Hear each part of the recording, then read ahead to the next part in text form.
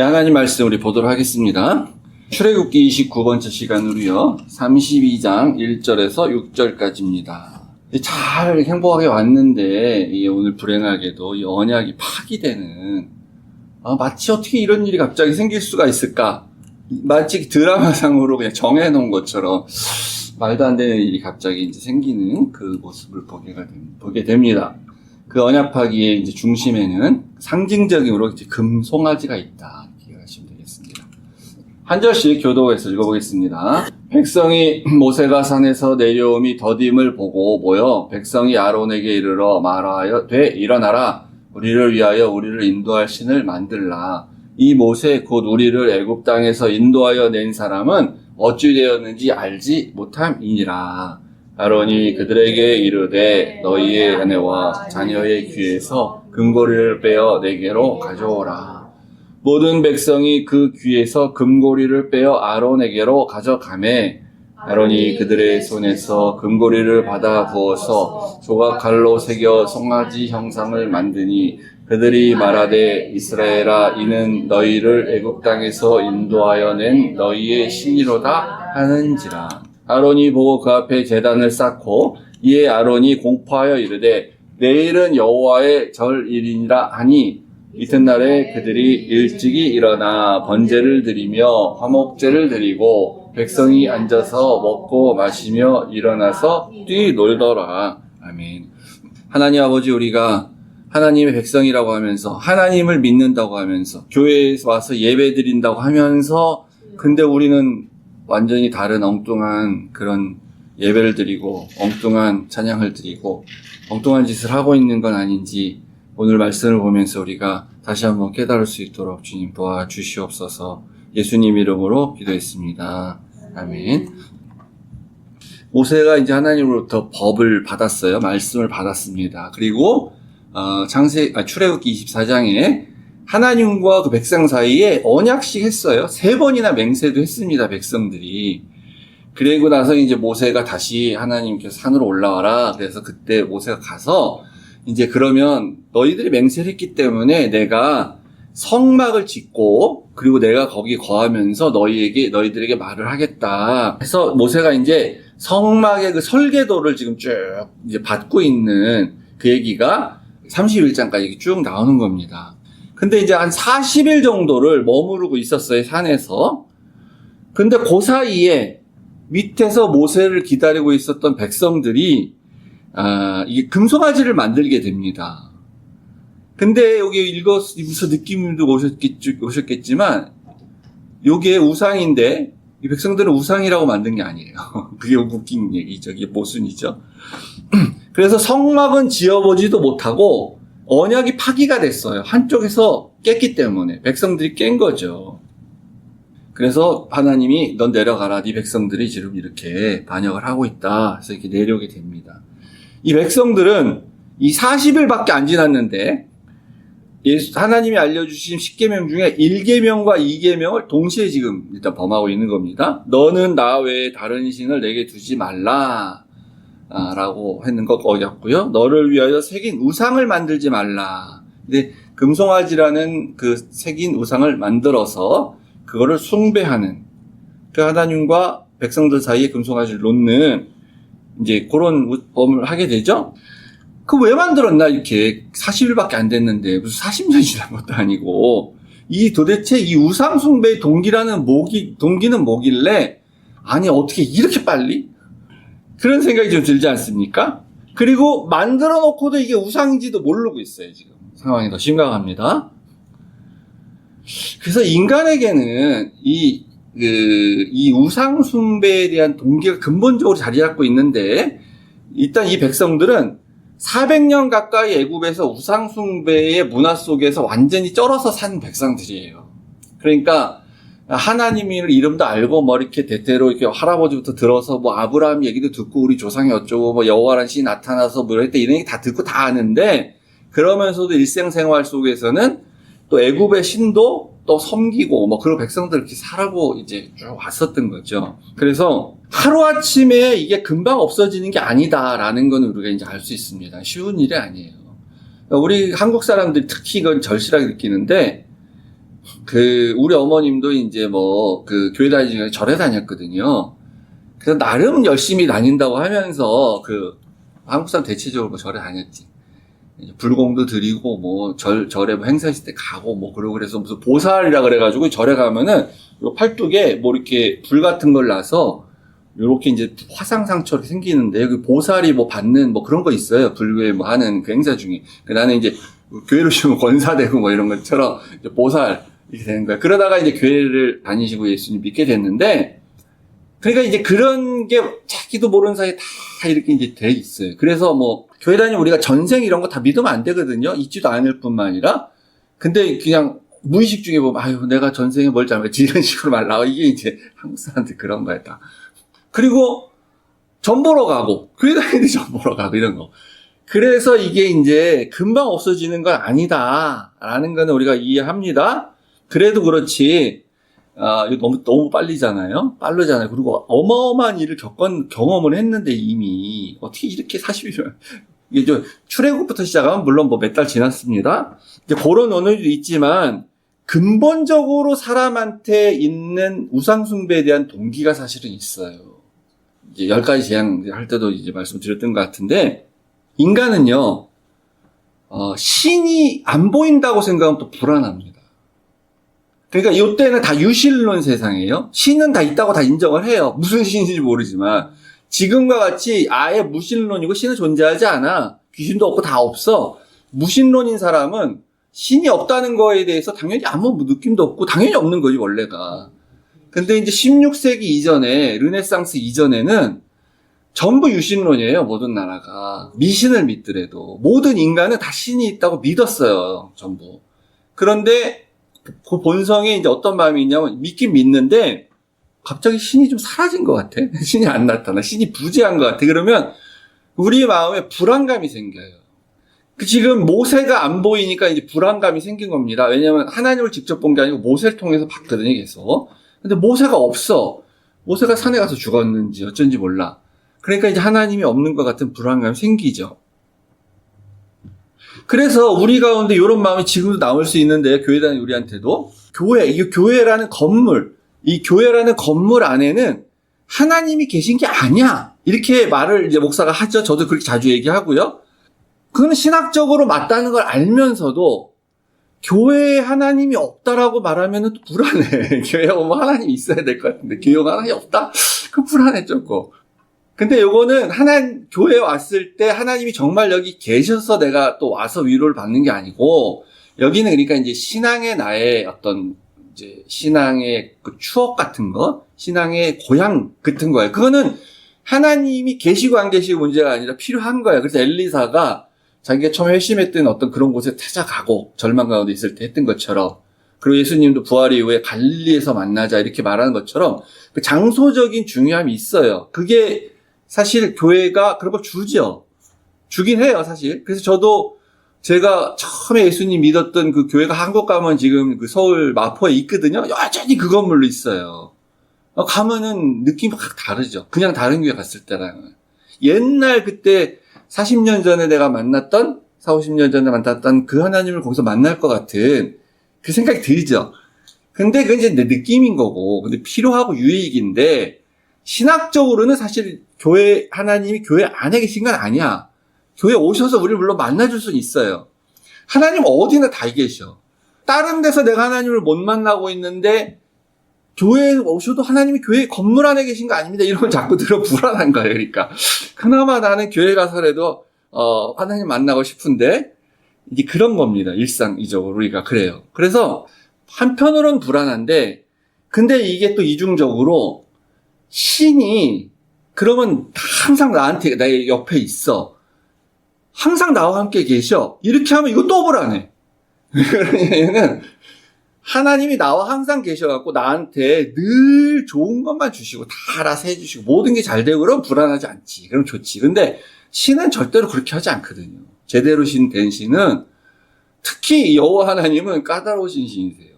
우리한테 윤리를 요구하시고 죄를 지으면 징계를 하세요. 축복도 주시지만 저주도 하세요. 우리 하나님은. 그러니까 안 계시면 또 불안한데 늘 자주 개입하면 그것도 불안해. 하나님이 어떻게 하실지 몰라. 모세를 막 죽이려고 하고 막 그러셨잖아요. 애굽으로 갈 때. 그래서 우리 마음은 어떤 게 있냐면은 하나님은 계시긴 계셔. 그런데 내가 필요할 때만 나타나시면 좋겠어. 이런 마음이 있는 거예요. 그걸 어떻게 그러면 표현하냐? 그래서 우상을 만드는 거예요. 우상을 만들어서 여기 계세요. 여기 하나님인데 여기다 딱 놔뒀어 우상을. 여기 오면 그때 하나님 있는 거예요. 우상을 만들어서 신전에 딱 갖다 놔. 그러면 평소에는 안 계셔. 일상적으로 나 그냥 살아도 돼. 마음이 편해. 근데 내가 하나님 또 필요할 때가 있어. 그럼 저기 가면 거기 하나님 딱 계셔. 거기 가서 하나님한테 예배 드리고 제사면 제사 드리고 그렇게 하면 되는. 그렇게 하고 싶은 거예요. 인간 항상. 그게 요게 이제 인간의 본성이긴 한데 요거를 다른 말로 하면 우리 인간이 사실은 내가 우상이 돼서 스스로가 내가 신이 돼서 하나님을 혹은 이제 다른 종교에서 말하는 신을 내가 좀 통제했으면 좋겠다. 내가 원할 때만 좀 나타내세요. 그렇게 하자는 겁니다. 그래서 이제 교회도 자꾸 성전이라고 하는 이유가 그거예요. 그게 여기 양면성이 있어요. 그래서 그게 편하거든. 교회에 왔을 때 하나님이 계신다. 그 얼마나 편해. 내가 그냥 집에서는 괜찮은데 아무렇지라도 교회 가면 하나님 계신다니까 거기 가서 기도하면 되지. 하나님 날 도와주시겠지. 이렇게 생각하는 거죠. 내 삶의 자리에는 굳이 자주 안 나타나셔도 됩니다. 내 삶은 내가 알아서 할게요. 내가 교회 갔을 때 내 기도를 들어주세요. 거기에만 혹은 거기에 계세요. 이렇게 우리가 교회가 잘못하면 하나님을 그렇게 만들 수가 있다는 거예요. 그래서 이거 항상 균형을 잘 잡아서 얘기를 해야 됩니다. 그게 인간의 욕구이기 때문에. 그래서 이제 1절에 왜 금송아지를 만드냐? 그 동기가 뭐냐? 우리를 위하여서. 그 행위가 우리를 위하는 길이다. 이렇게 말하는 거예요. 이게 우리 위하는 거야. 지금 안 보이는 하나님, 모세를 기다리는 그거 우리 위하는 게 아니라 우리 불안해. 우리를 위한다면 우리를 위한 좀 그 신을 만들어 달라. 우리를 앞으로 계속 지금까지 인도해온 그리고 앞으로 인도할 신을 만들어 달라 이거죠. 그래서 제일 좋은 거는 그거예요. 전능한 신이 있는데 나는 전능하진 않거든요. 내가 아무리 내가 인간으로서 내가 나 자신을 우상화하고 내가 신격한다 그래도 사실 나는 전능하지 않죠. 그건 알잖아. 근데 전능한 신이 있어. 능력 많은 신이 있어. 근데 난 전능하지 않아. 제일 좋은 거는 그러니까 이렇게 내가 원할 때만 나타나시고 내가 뭐 원하는 장소에만 계시고 이게 좋은데 그 전능한 신을 내가 컨트롤할 수 있으면 제일 좋은 거죠. 그죠? 그럼 나는 신이 아닌데도 신처럼 살 수 있잖아요. 그러니까 이제 조선시대 우리 사극 보면은 전능한 건 왕입니다. 모든 권한을 가진 건 왕이에요. 근데 왕을 컨트롤한 건 이제 중전마하께서 이렇게 컨트롤하자. 그게 제일 좋은 거거든, 그게 사실은요. 상대방을 통제하는 욕구. 그래서 창세기 때 기억하실지 모르겠는데, 그 인간의 본성이에요. 그러니까 이제 여사에 대한 얘기를 하나 하셨잖아.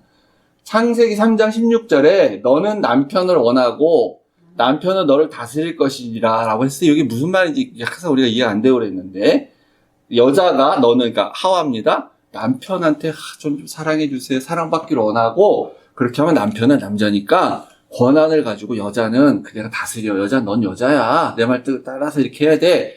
그 뜻이 아니에요, 이게. 공동 번역이랑 새 번역이 정확하게 번역하는데 이렇게 번역해야 돼요.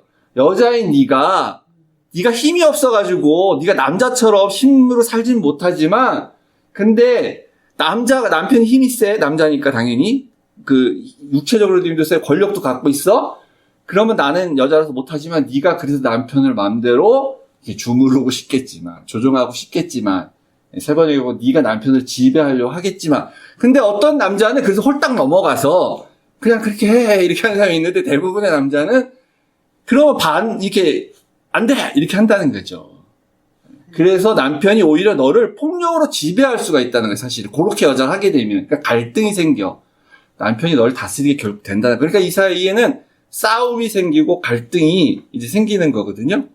그래서 우리가 하나님을 지배하려고 그러면, 통제하려고 그러면 그 죽은 신은 어차피 아무것도 못하는 건데 살아계신 여호와 하나님은 이제 우리가 알다시피 살아계시잖아요. 그러니까 우리가 그렇게 하려고 그러면 하나님이 그걸 내버려 두나? 안 되지. 그렇게 안 하시지. 하나님이 뭐 우리의 통제를 받으시려고 하나. 그러니까 이제 그러면 이제 우리가 이제 뭐 심판을 받게 되는 거죠.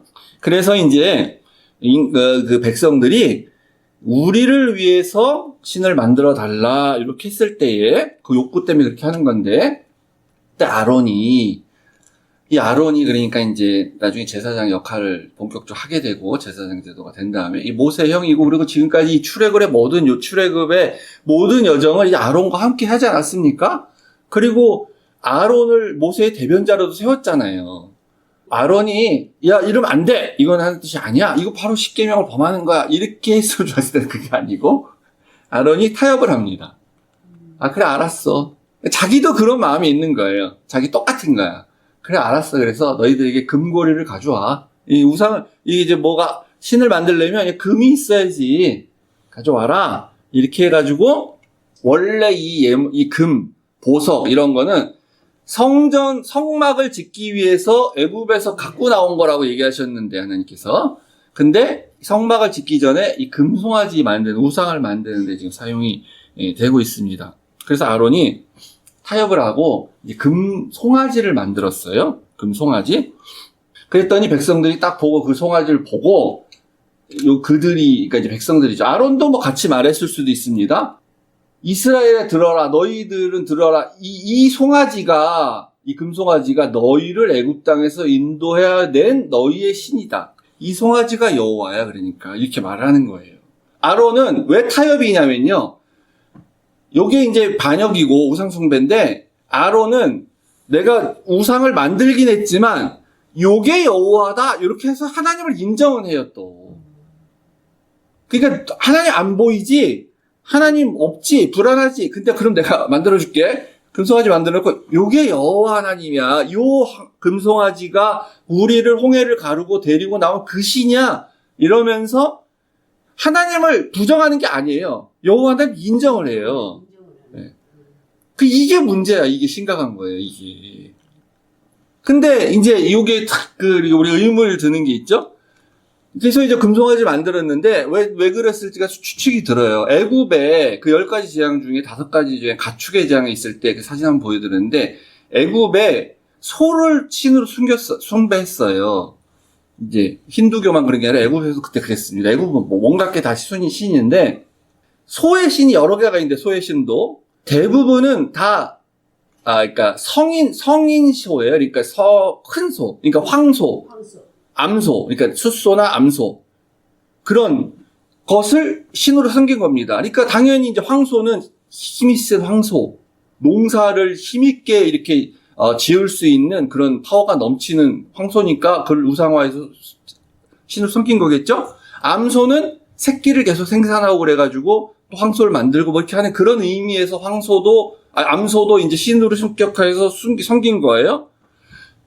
그러면 이 아론이 황소 신을 만들든지, 애굽의 이 백성들이 다 기억하고 있는 그 신을 만들고 싶었으면, 아니면 암소 신을 만들든지, 그렇게 했어야 될 것 같잖아요. 근데 여기 송아지를 만들었다.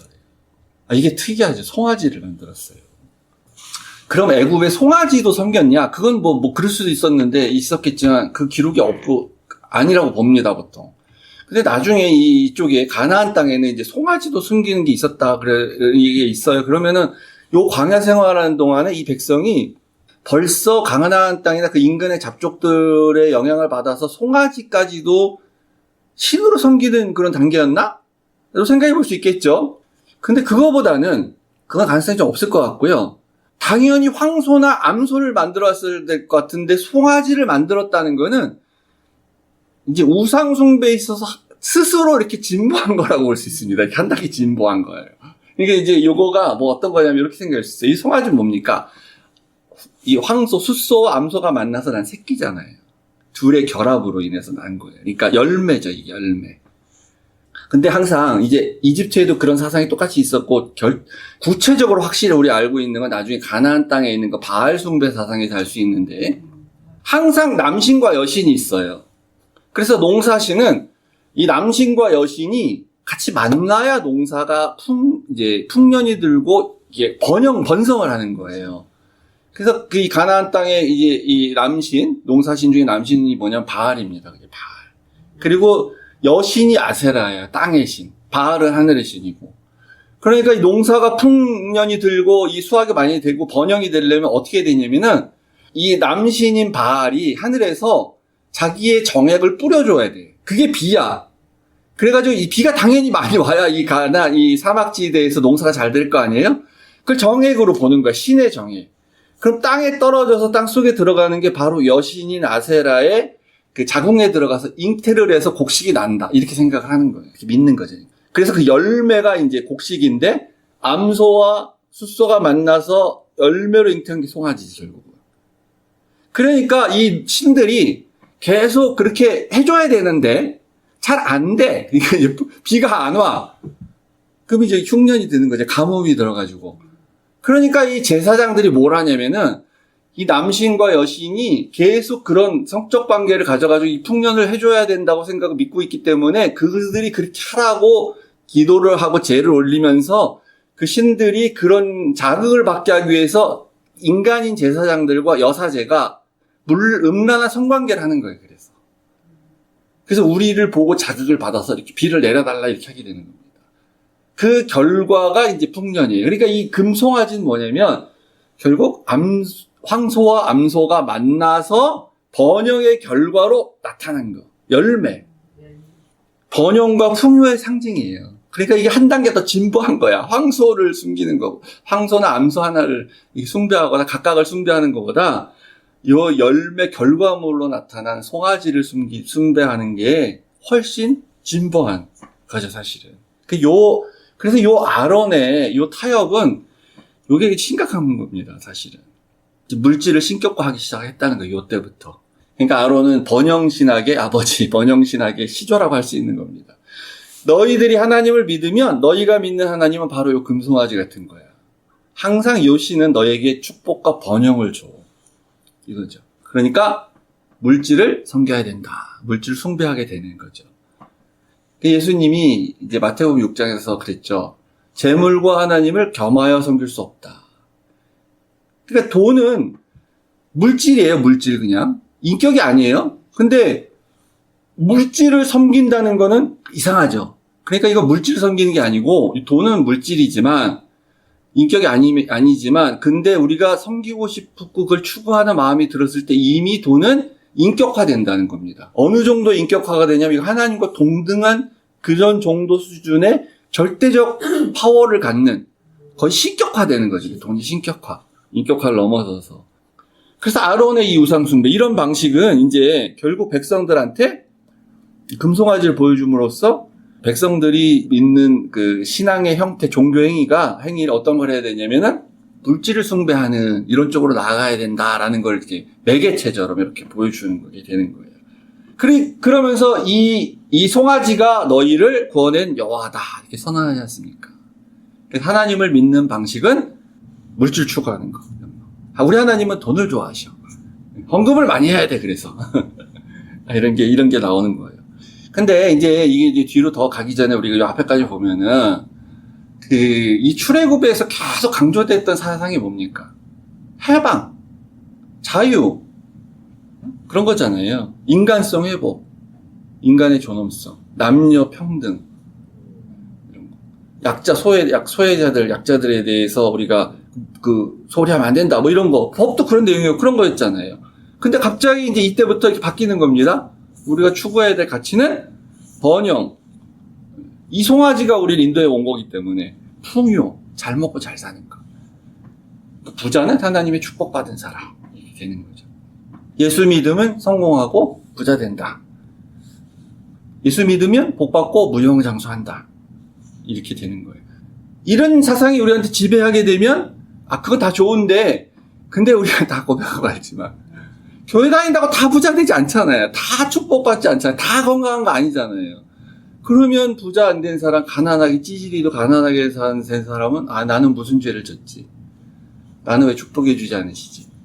아픈 사람, 암 걸린 사람, 나는 왜 하나님이 심판하시지? 나는 왜 이렇게 징계를 하시지? 왜 난 암을 걸렸지? 안 가르쳐도 스스로 그렇게 생각을 하게 되는 거예요. 스스로가 다. 그러고 나서 이제 그럼 이 금송아지가 이제 나중에 심판받아서 이제 다 없어지고, 그 엄청난 대가를 치르게 되죠. 다음 주에 보게 되겠지만. 이 금송아지가 그럼 이제 사라지냐, 심판받아서. 안 사라집니다. 우리 잘 알다시피 열왕기상에 보면요, 이스라엘이 남북으로 나눠지고 북이스라엘이 있고 남유다가 이렇게 생겼는데 그 예루살렘이 남쪽 유다에 속해 있거든요, 지역적으로. 그러니까 북이스라엘이 이제 우리를 지금 휴전선을 넘어서 남쪽으로 가면 안 되잖아요. 그러면 남유다의 그 왕조에 동화될 수 있으니까 북이스라엘의 여로보암 왕이 그게 알면 안 되니까, 야, 예루살렘 가서 제사 드릴 필요 없어. 여기 북쪽에도 제사 드릴 때가 있어. 라고 말하면서, 단과 베델이라는 도시에, 단은 제일 북쪽, 베델은 이제 제일 남쪽, 북쪽부터 남쪽 끝까지 전체, 거기에 제사 드리는 제단을 만듭니다. 그리고 성전은 없으니까 뭘 만드냐면 금송아지를 2개를 만들어가지고 하나씩 놔둬요. 야, 생각해봐. 그 옛날 광야 시절에 모세 당시에 아론이 금송아지를 만들었잖아. 그게 여호와라고 얘기했잖아. 이때도 그렇게 말하는 거야. 금송아지를 만들어 놓고 우상으로 이게 여호와다. 여기서 하나님 앞에 제사 지내면 돼. 없어지지가 않아요, 이 사상이. 그러니까 이 금송아지 숭배 사상은요, 금송아지를 실제 만들어서도 했지만 지금 우리 가운데도 계속 있을 수 있습니다. 굉장히 유사해요. 이거 완벽하게 이거 우상숭배야? 그럼 우리가 겁나서 안 하지. 근데 여기 지금 봤지만 또 보겠는데 이거 구분하기가 쉽지가 않습니다. 잘짓 잘못하면 우리가 이거 하나님을 믿는다고 하면서 하나님 섬긴다고 하면서 금송아지를 섬길 수가 있어요. 잘못하면은. 이거 보세요. 모세가 이제 안 내려오니까 백성이 모여서 이렇게 해달라 그러죠. 모이기를 힘쓰라. 얘기하잖아요. 모이기를 패하는 어떤 사람들 같이 하지 말고 너희들은 모이기를 힘써라. 늘 모인다고 좋은 거 아닙니다. 모여갖고 잘못된 일을 하면 안 큰일 나요. 교회 다니는 사람들이 모여서 제대로 된 일을 해야 되는 거지. 모여서 이거 해달라 그랬어요. 근데 이제 나중에 성막을 질 때도 35장일절에 보면 오온회중을 모으라. 그러니까 원래 우리가 모이긴 모여야 돼. 하나님의 말씀 듣기 위해서. 똑같은 행위지만 전혀 다르죠. 모이는 이유가 다릅니다. 그래서 이걸 보면서 저는 이렇게 생각한 거예요. 우리의 예배 모습. 똑같이 예배를 드리는데 하나는 이게 진짜 하나님을 믿는 예배가 아니고 하나님 섬기는 예배가 아니고 한 예배는 진짜 하나님께 예배드리는 예배를 우리가 지금도 이렇게 할 수가 있다는 얘기입니다. 2번째 봤어요? 그래서 아론이 귀에서 금붙이들 다 가져와. 귀걸이 팔찌 반지 다 가져와. 그래가지고 요 금송아지를 만들었죠. 근데 성막을 만들 때 진짜 이제 그때 모세가 얘기합니다. 귀걸이와 가락지와 목걸이라고 하지 금을 가져와라. 그래서 다 금예물 드렸어요. 이걸로 성막을 만들게 됩니다. 그러니까 그 벗개 뚜껑이라든지 금 촛대라든가 이런 거 만드는 거죠. 금이 들어가야 될 부분에. 우리가 오늘날 드리는 헌금 모습 아닙니까? 나는 헌금을 해. 하나님께 드린다고 하고. 근데 이게 금송아지를 위해서 드리는 헌금이 잘못하면 될 수 있는 거예요. 여호와 하나님의 성막을 만드는데 드리는 금이 아니고 완전히 그렇게 착각하고 잘못 알고 드릴 수 있는 거죠. 금송아지를 만드는 목적은 우리를 위하여서 만들었어요. 근데 성막을 만드는 목적은 하나님이 나를 위하여서 짓으라 그래요. 너희를 위해서 짓는 거 아니야, 이거. 나를 위해서 지으라 그러죠.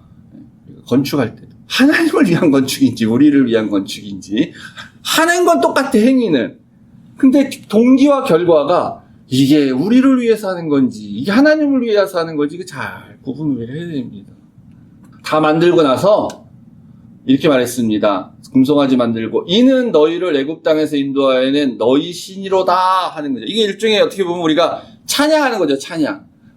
이 휘황찬란한 금송아지 당신이 바로 우리를 이 모세 홍해를 가르고 우리를 애굽 땅에서 이곳으로 내어온 여호와 금송아지 여호와십니다. 라고 하면 그 찬양이죠. 그죠?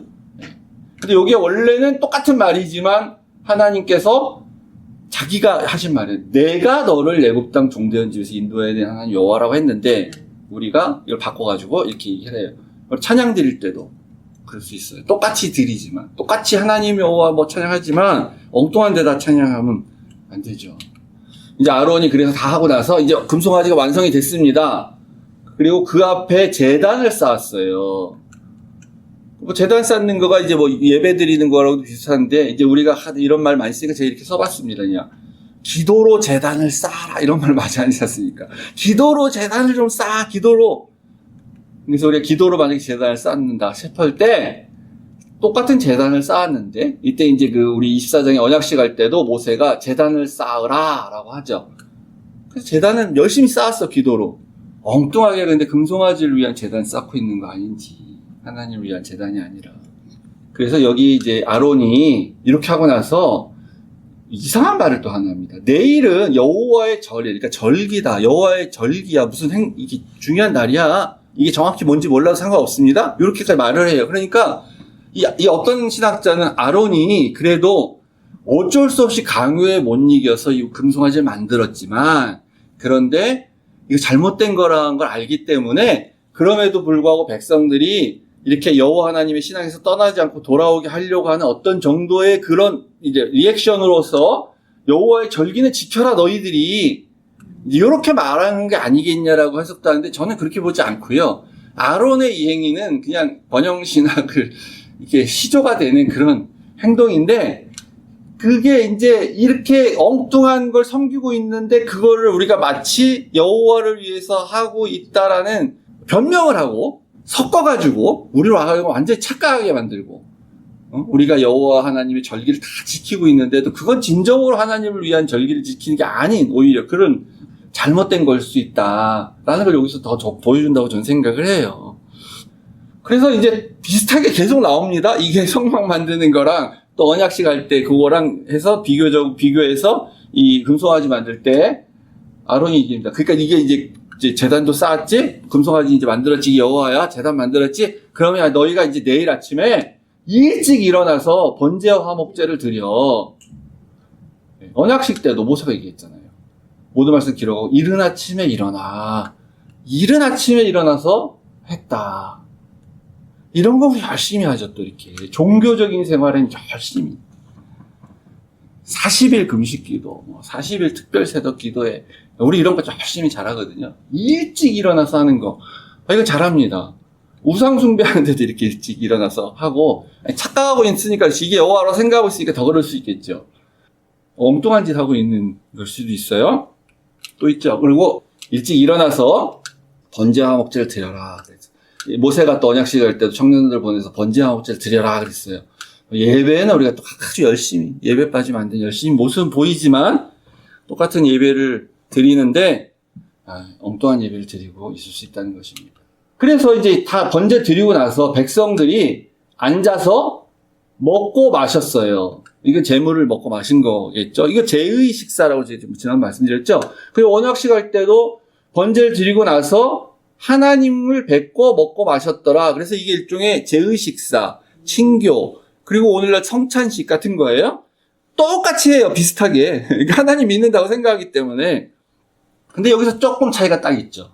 여기 일어나서 뛰놀더라 이렇게 하고 있어요. 그러니까 다 비슷해 보이고 다 똑같은데 이렇게 자세히 보면요, 이거 조금 문제가 있는데, 이게 좀 다른데, 이거 아닌 것 같은데, 그런 특징이 하나 있는 거예요. 모든 행위는 다 비슷해 보입니다. 일어나서 뛰어놀았더라. 그래서 이게 이제 기뻐서 춤추고 우리가 하나님 앞에 이런 제사를 드리고 금송아지를 완성했다, 하나님의 이렇게 형상을 만들어서 우리가 봉헌했다, 그런 게 아니고 약간 아까 말씀드린 것 같은 이방 제사장들이 하는 것 같은 그런 좋지 않은 음란한 행동 같은 형태로 좀 심하게 얘기하면 미쳐 날뛰는 것 같은 그런, 약간 먹고 마시는 것까지는 좋았는데 그런 모습을 보였다 이렇게. 그래서 이렇게 여기 미국에도요, 저기 어디 가면은 하나님의 성령이 임해서 역사가 일어난다고 하는 그런 데가 있는데, 방언도 하고 예언도 하고 귀신도 쫓고 병자도 일어나고 안진뱅이도 일어나고 다 좋아요. 다 좋은데, 근데 뒤에 보면은 괴상한 행동들을 좋아해요. 약간 정신 나간 사람들 같은. 하나님의 그 말씀하신 질서라는, 하나님의 이 질서, 하나님의 권위라는 게 그런 식으로 나타날까? 저는 아니라고 봐요. 그런 거죠. 일어나서 뛰놀더라. 차이가 다 있어요, 이렇게 보면. 그래서 잘 구분할 수 있습니다. 가보면 이거 아닌 것 같은데 이렇게 느낌이 들면 그게 아니에요. 다 성령의 사람들에게 말씀해 주세요. 야, 네가 어떻게 하다 보니까 이런 데 왔지. 네가 어떻게 하다 보니까 너도 모르게 이런 데 왔겠지. 근데 와보니까 아닌 것 같아. 성령님이 아니라고 딱 알려주시는 거예요. 그래서 우리가 친교하고 성찬하는 모습인데 이렇게 무질서하고 비윤리적이고 약간 또 음란하고 이런 거는 기독교의 모습이 아닌 거죠. 그래서 이 언약 파기는 결국 이 대가가 엄청납니다. 이제 다음 주에 보면 엄청난데 그래도 기회는 있어요. 그냥 갱신의 기회는 또 주십니다. 언약 갱신의 시간을 또 갖는데 근데 그 공동체적으로 지불해야 될 대가가 엄청 큽니다. 개인적으로도 마찬가지고요. 개인적으로는 그리고 기회가 없을 수도 있어요. 언약 파기, 이 반역에 대한 대가로 죽는 사람들이 생기거든요. 거기서 끝나는 거지. 그래서 우리가 혹시 이 금송아지가 딱 보이면 우리가 당연히 안 하겠지, 알겠지. 근데 이 금송아지는 안 보여. 금송아지도 없습니다, 지금 세상에는. 근데 우리가 하는 모든 행위가 잘못하면은 이 금송아지를 숭배하는 것과 같은 그런 착각으로 생각하고 하나님 내가 믿고 있다라고 하면서 예배드리고 뭐 설교도 그런 식으로 하고 설교도 그렇게 듣고 주로 금송아지 어떻게 하면 우리가 금송아지를 얻을 수 있을까 이런 설교를 한다거나 또 그런 거에 늘 우리가 아멘 한다거나 또 우리가 그래서 이렇게 헌금을 드리는 것도 하나님 나라를 위해 성막을 짓는 데 쓰이는 게 아니고 오히려 결과적으로 금송아지를 만드는 데 쓰이는 그런 잘못을 우리가 범할 수 있습니다. 아까 했던 거 찬양하는 거라든가 기도하는 거라든가 우리 친교하다는 이런 모든 것들. 물론 이제 그렇다 그래가지고 우리는 이제 돌아올 수는 있겠죠. 뭐 그래가지고 하나님이 디테일하게 일일이 해야 심판하고 그러시지는 않을 거예요, 물론. 그죠. 대가는 크다. 그런 결과에서의 대가는 엄청나다. 공동체적으로 겪는 대가가 크다라고 저는 생각해요. 개인적으로보다는. 하나님이 더 이상 뭐 이렇게 개인적으로 이렇게 각 개인을 심판하고 저주하시진 않기 때문에 그렇지만 하나님의 사명을 받았다고 말하는 이 교회죠, 지금 교회. 이 교회가 겪는 대가 엄청나게 큰 거예요. 모세는 3,000명을 죽였어요, 자기 백성을. 그러니까 이 교회가 그렇게 죄를 짓고 나서 다시 갱신을 하는 과정에 있어서 큰 대가를 치러야 돼. 그러니까 어떻게 보면 어쩔 줄 몰라. 교회는 큰 데미지를 입을지도 몰라요. 그래야만 돌아올 수 있는 정도니까. 교인이 막 엄청나게 줄든지, 뭐 하여튼 교회가 풍비박산이 나든지, 세상으로부터 온갖 비난과 저주를 다 받아가지고, 기독교가 아니라 개독교라는 소리를 들었고, 뭐 하여튼 이런 과정을 다 겪어야 갱신이 될지도 몰라. 근데 우리는, 아직도 그런 걸 사실은 잘 겪지 않는다고 이렇게 생각할지 모르죠. 아니면 우리가 뭐 잘하고 있으니까 지금, 그럴 수도 있고. 근데, 잘못하고 있으면 그렇게 됩니다. 교회가 엄청난 대가를 치러야만 되는 것이에요. 그런 면에서 오늘 다시 한번 우리가 혹시나 부지불식간에 이 하나님의 언약을 파기하고 있는 삶을 살지 않는가, 또 우리 기독교가 그렇게 하고 있지 않는가 한번 살펴봤습니다.